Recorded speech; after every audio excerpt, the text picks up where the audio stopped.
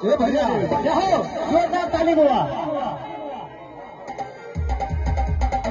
मेरे भारत का बच्चा बच्चा जय श्री राम बोलेगा। भारत का बच्चा बच्चा जय जय श्री राम बोलेगा।